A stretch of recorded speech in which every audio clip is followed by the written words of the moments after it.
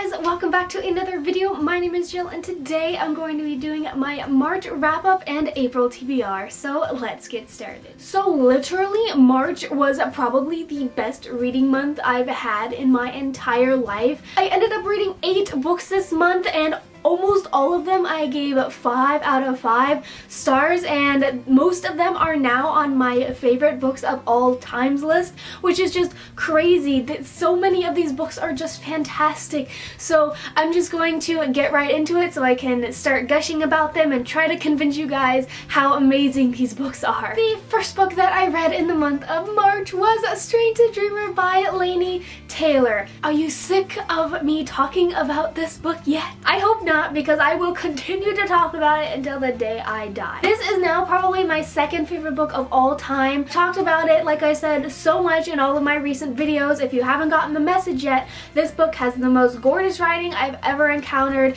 It has the most amazing story. One of my favorite aspects of this book is that it's written for readers. How I say that is that one of the main characters is a librarian and he's very bookish. He is very into fairy tale worlds and he believes in magic and all these kinds of amazing things. And me as a reader, I just thought it was an amazing experience. I feel like Laini Taylor spoke to my soul. I feel like I've been waiting for this story my entire life. I can't even explain what I mean by that. It's just that after I read it, I just felt so much more complete. I feel like I just needed this story in my life. It was so wonderful. I'm not going to tell you what it's about because it's so much better if you go in not knowing anything other than the fact that it is a high fantasy novel and it has the most gorgeous writing I've ever encountered. It's so freaking amazing. I love it. Please, if I haven't convinced you already, please pick it up. It is fantastic. I love it with all my soul. It is beautiful. It is amazing. It is everything. I love it so much. Next up is a book that I read for school, which I just fell head over heels in love with, and that is Othello by William Shakespeare. Now, I don't think it's a secret that I love Shakespeare. I really just have a special place in my heart for Shakespeare. I honestly had no idea what this book was about before I picked it up, but I literally fell in love with it. It is now my second favorite Shakespeare play. I love it. I'm considering writing my senior thesis on it. I think that Iago is such an amazing villain. He is like the epitome of being a villain, and he was delightful to read about. And I think while we were reading this book is the most I have ever talked in any class, because I could not keep silent because it was so good, but like lots of people didn't understand how great it was, so I loved it so much. Next up, I read A Gathering of Shadows by V.E. Schwab, and this is the second book in the Shades of Magic trilogy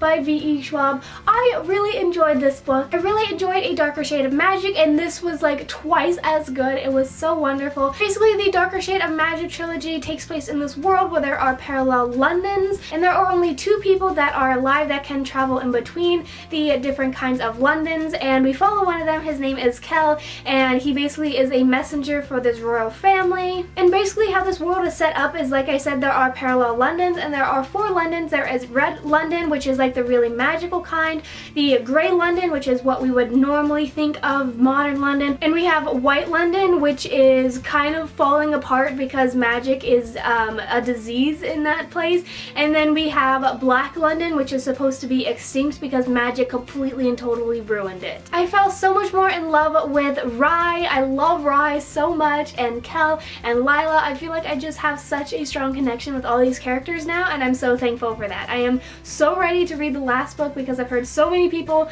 saying that it was so great. I can't wait.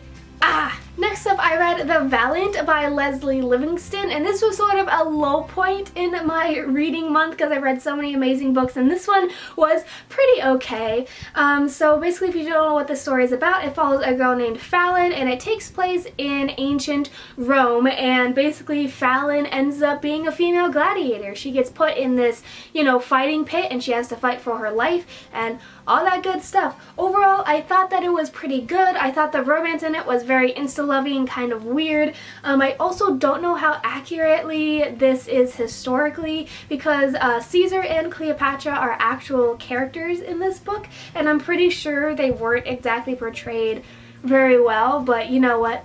it's fine. I don't know, I feel like I'm going to forget this story in a while, so I mean, it was fun while I was reading it. I think I gave it 4 stars. I might lower that a little bit more, but I mean, it was a fun time. If you like female gladiator stories, if you want to read something set in ancient Rome, this would probably be for you, but I don't think it's anything like extremely special. Next up is another one that I love so much, and that is When Dimple Met Rishi by Sandhya Menon. I forgot how to pronounce it. I'm so sorry. This book comes out in May of this year, and please, this is a perfect summer read. So this book follows a girl named Dimple, and her dream in life is to go to Stanford, and she really wants to go to a summer program there so that she can compete in this contest to program this app.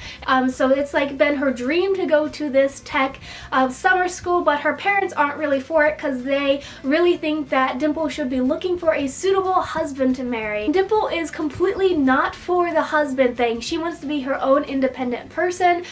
She doesn't want to rely on a man or anything like that, so she and her parents basically butt heads about this. This also follows a guy named Rishi, and he is kind of the complete opposite. He wants to be arranged in a marriage. He wants to keep the traditions of his Indian family going, and so when his parents say that he can go to the same Stanford app development summer school in order to meet his arranged bride, he thinks it's going to be so wonderful, and basically Dimple and Rishi meet, and it's wonderful, and it's adorable, and it's great, and has so many amazing messages in it. I highly recommend it if you're looking for something diverse, because it follows 2 Indian families, and I learned a ton about Indian culture in this book too. If you're looking for an absolutely adorable summer rom-com with wonderful diversity, this is for sure your book.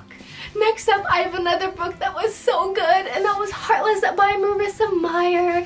I finally read this book after so much pressure from so many of my friends saying that it was fantastic. I finally picked it up, and I was not disappointed. I was blown away. This book is a retelling of The Queen of Hearts from Alice in Wonderland, so it's sort of a prequel to Alice in Wonderland, and it basically tells the story of how the Queen of Hearts sort of becomes the way she is, and it was heartbreaking, but also very adorable. Jest is now my new husband. I've heard so many things about this boy, and I was thinking, well, he can't be that good. He's that good. He's I cannot get over Jest. He is perfection. We also follow Hatta, which is obviously based on the Mad Hatter from Alice in Wonderland, and he was also a very interesting character. And we also follow this character called the Raven, which is based on Edgar Allan Poe's The Raven, which I think is wonderful, because actually in poetry class we were reading The Raven while I was reading this book, so the parallels were just wonderful. I think it felt very, very Wonderlandy to me, which I was sort of worried about because I've read so many Alice in Wonderland retellings, and I was like, how is this book going to be like special or different? And it for sure was. I think it definitely stands on its own. Highly recommend it if you love Alice in Wonderland, and if you just love cute, adorable stories. I love it so much. Oh my god. Next up, I read Daughter of the Pirate King by Trisha Levenseller. So this book follows a girl named Eloza, I think that's how you say her name, and she is a female pirate. She gets captured on this enemy pirate ship, and she basically uses her time to try to steal this map for her father. And overall, I thought this was really good. Again, romance-wise, it was extremely insta-lovey. It was, you know, I feel like the romance could have easily waited until the sequel of this book. I thought it was fun.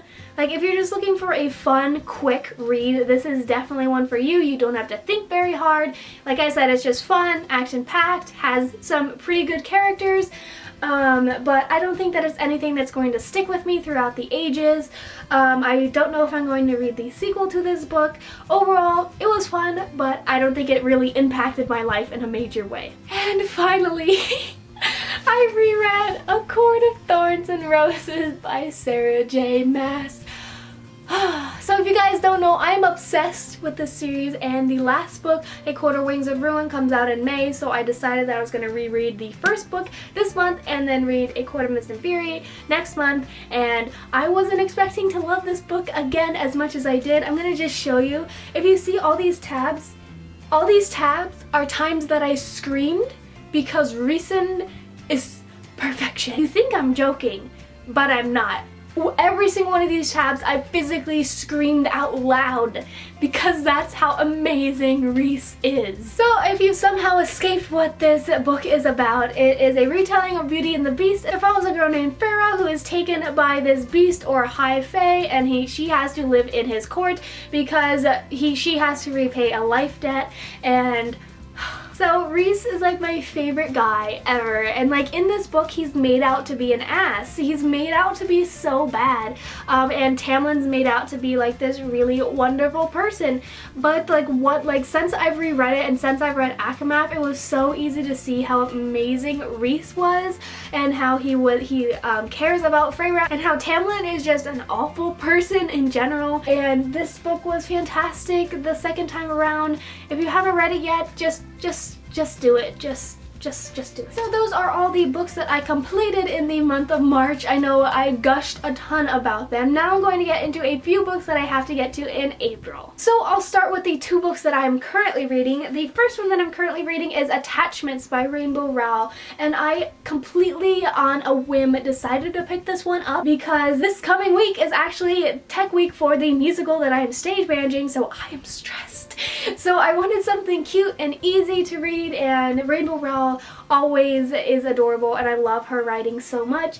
I know this is her first adult contemporary novel. It follows a guy named Lincoln whose job is to read people's emails at this work, and it also follows these 2 friends, Beth and Jennifer, and they basically don't care that people are reading their emails, and they send very personal emails back and forth, and it sort of becomes Lincoln's favorite pastime to read all these emails, and I'm sure it's going to be really cute. I'm not really far into it, but yeah, I just wanted something quick and easy. Next up, I'm reading a book for school, and that is the Nicomachean Ethics by Aristotle. This is his long ass book about happiness and all that kind of stuff.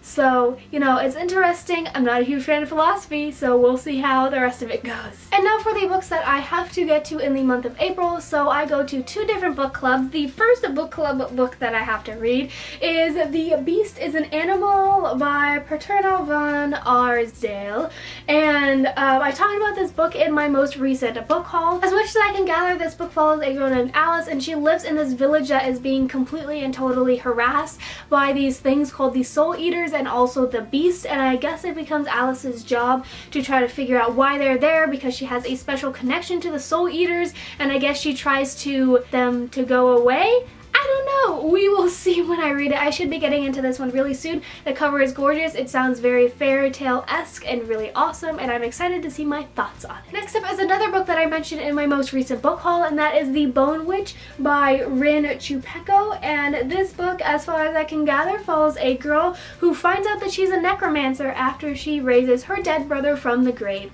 It sounds really interesting. The cover is gorgeous. That's as much as I know about it. So I should also be reading this one really soon, and I'm excited to tell you guys my thoughts. And finally, like I mentioned, the final book that I am going to read in April is A Court of Mist and Fury by Sarah J. Maas, my favorite book of all time, and you better bet every single Goodreads update is going to be me screaming even more, and I'm going to die when I read this book. I'm going to die even more the second time around as I did the first time around. I can already anticipate it. I'm so freaking excited. So there you guys have it. That was my March wrap up and April TBR. I hope you guys all enjoyed. Give it a like if you did. Comment down below what books you are looking to get to in April. Subscribe if you want to be notified every single time I post a new video. And yeah, thanks again so much for watching. I will see you guys later in another video. Bye!